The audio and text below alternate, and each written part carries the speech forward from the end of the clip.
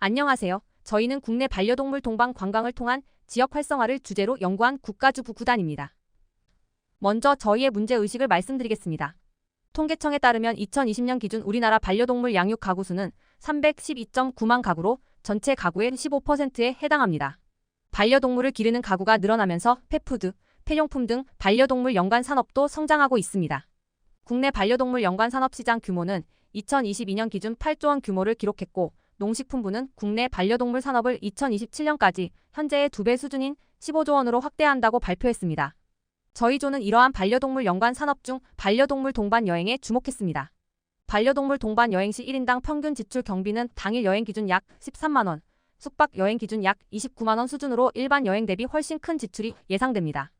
이처럼 큰 경제적 파급 효과를 갖고 있는 반려동물 동반 여행은 국내 관광의 트렌드로서 현재 많은 지방자치단체들이 반려동물 친화 관광 도시 조성에 나서고 있습니다. 이러한 관광 사업은 여행객들의 관광 소비를 통해 지역 경제 침체를 막을 수 있기 때문에 지역 활성화의 주요 수단이자 지방 소멸을 완화하기 위한 해결 방안으로 주목받고 있습니다. 그러나 이처럼 지방 소멸을 완화하고 큰 경제적 파급 효과를 가져다 줄 수 있는 반려동물 동반 여행 관광 상품은 여전히 관련 인프라와 정책이 미흡한 상황입니다. 한국관광공사에 따르면 조사 대상 반려인 중 약 74%가 향후 반려견 동반 국내 여행 의향이 있다고 밝혔으나 실제 여행을 경험한 이는 50% 수준으로 그쳤습니다. 또한 반려동물 동반 여행 불편 신고도 지속적으로 늘어나고 있는 상황입니다. 따라서 저희 조는 답사와 자료 조사를 통해 국내 반려동물 동반 여행 관광이 활성화되지 않는 이유를 분석하고 국내 반려동물 동반 여행 관광을 통한 지역 활성화 정책을 제언하고자 합니다. 반려동물 동반 여행 관광의 제약 요인에 대해 반려인 차원의 제약 요인, 지자체 관광사업 추진 과정에서의 제약 요인으로 구분하여 말씀드리겠습니다. 먼저 반려동물 동반 관광에서 반려인들이 인식하는 제약 요인은 크게 내재적 제약, 외재적 제약, 동반자 제약, 반려동물 제약의 4가지 요인이 있습니다.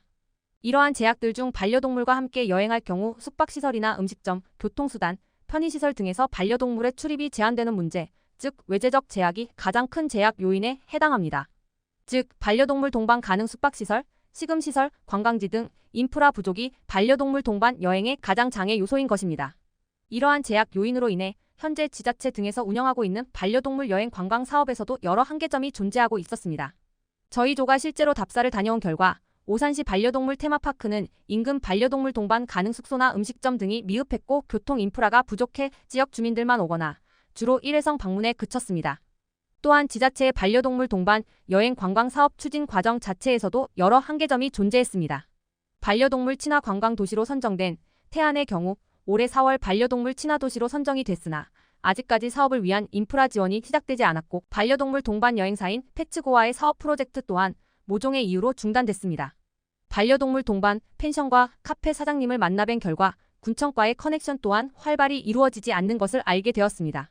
이외에도 관광가 공무원분을 대상으로 한 인터뷰 진행 결과 정권 교체 시 발생할 수 있는 사업 방치에 대한 우려 때문에 지자체 차원에서는 관광 인프라 사업 진행이 잘 이루어지지 않는다는 사실을 확인했습니다. 그렇다면 반려동물 여행 관광이 활성화되려면 어떻게 해야 할까요? 저희가 진행한 인터뷰와 관련 논문에 따르면 우선 정부 차원에서 반려동물 동반 가능 음식점, 숙박업소, 레저시설 등 최소한의 반려동물 관광 인프라 자원 제공으로 사업을 시작하고 소프트웨어적인 지원을 지속적으로 제공하여 민간의 자립도를 높이라는 결론이 공통이었습니다. 따라서 저희가 제안하는 반려동물 동반 관광 정책 모델은 다음과 같습니다.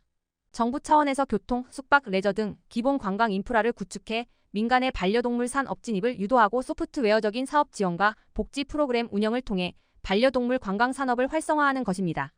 즉, 지역 전체가 반려동물 친화 관광 도시로서 기능할 수 있도록 초기에 반려동물 동반, 숙박업소와 음식점, 관광지 등의 인프라를 지원하고 이러한 인프라가 지속적으로 운영될 수 있도록 민간업자 육성 관련 지원을 제공하는 것입니다.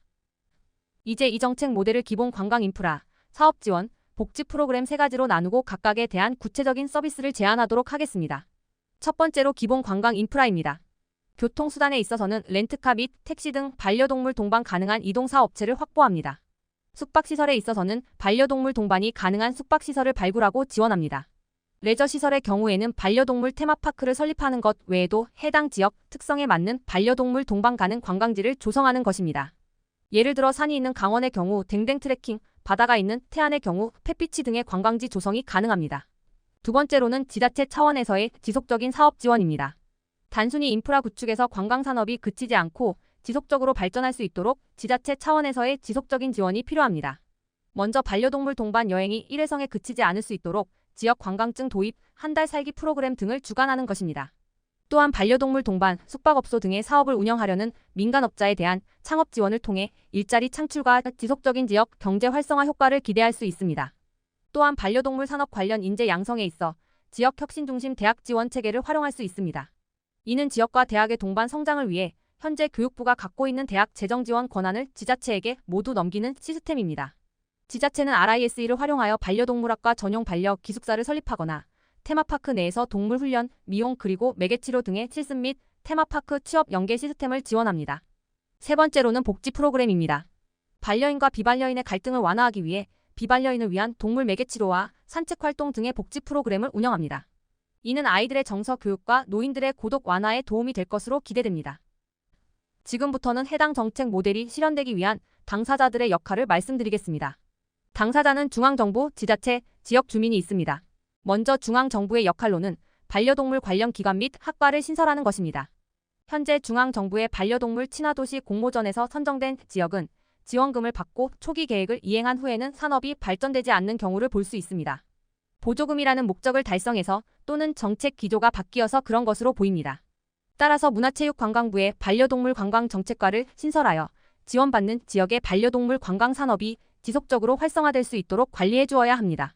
또한 중앙정부 차원에서 반려동물 학과 설립을 지원할 필요성이 있습니다. 다음은 지자체입니다. 앞서 3번 성공적인 반려동물 동반 여행을 위한 정책 제언에서 언급한 인프라, 사업, 복지 등의 지원은 지자체의 역할입니다. 지속적인 발전을 위해서는 소프트웨어적 지원이 중요하며 단순한 수익 창출보다는 복지 서비스 등을 통해 삶의 질 향상에 초점을 두어야 합니다. 소프트웨어적 지원에서는 주민 갈등 관리에 힘써야 합니다. 주민의 참여를 유도하고 의견을 수렴하기 위해 공청회나 전문가 토론을 적극 활용해야 합니다. 2018년 당시 파주에 동물보호소가 들어올 때 반대 의견이 많았지만 주민들과 공청회를 열고 설득의 과정을 거치면서 인식이 우호적으로 바뀐 바 있습니다. 사회적 협동조합의 관리 또한 지자체의 몫입니다. 앞서 언급한 지자체의 공청회, 설명회 혹은 지역 리더들의 적극적인 거버넌스 관리가 중요할 것입니다. 정주인구를 늘리기 위해서는 지역의 반려동물 산업 종사자로 구성된 사회협동조합을 설립하고 협동조합을 통해 사업의 민간 유치 과정에서 발생하는 일자리를 지역 주민에게 우선적으로 연결해주는 알고리즘에 대한 꾸준한 관리가 필요합니다. 마지막으로 지역 주민들의 역할입니다. 특히 반려동물 관광 사업 관련 민간 사업자로서 해당 지역 출신 젊은 층의 참여가 매우 중요합니다. 반려동물 관광 사업 관련 민간 사업자가 확보되어야 반려동물 관광 산업이 국가 재정에 의존하지 않고 지속적으로 발전할 수 있기 때문입니다. 이러한 지역 내 젊은 층의 참여를 이끌어내기 위해 지역 오피니언 리더십 향상을 목적으로 주민들을 대상으로 한 도시 재생뉴딜 사업 리더 양성 프로그램 등을 지원하는 것이 필요합니다. 또한 반려인이나 동물들의 접객과 특화된 영업 방식에 대한 정보가 부족한 사업자들을 위한 교육 프로그램이 필요합니다. 마지막으로 해당 정책과 관련한 경제성 분석입니다. 반려동물 관광 산업은 인구 감소로 지역 내 상실된 소비 규모를 관광객들의 소비 규모로 대체하여 지역 경제 침체를 막을 수 있다는 점에서 의의가 있습니다. 따라서 관광으로 인한 지역 경제 침체의 효과를 이끌어낼 수 있는가의 관점에서 정책 경제성 분석은 중요한 부분을 차지합니다.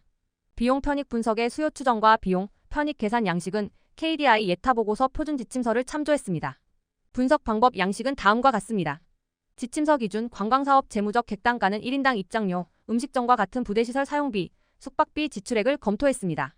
그리고 각 재무적 객단가를 반려마을 정책으로 유입될 수 있는 관광객의 수와 곱해서 총 편익을 구했습니다. 그 결과 한 해의 예상 재무적 편익은 약 20억 4천만 원입니다. 이에 따르면 한 해 약 11억의 센터 유지비 지출과 약 20억의 재무적 편익을 기대할 수 있지만 적자를 내고 있는 오산 반려동물 테마파크의 원인을 유추할 수 있습니다.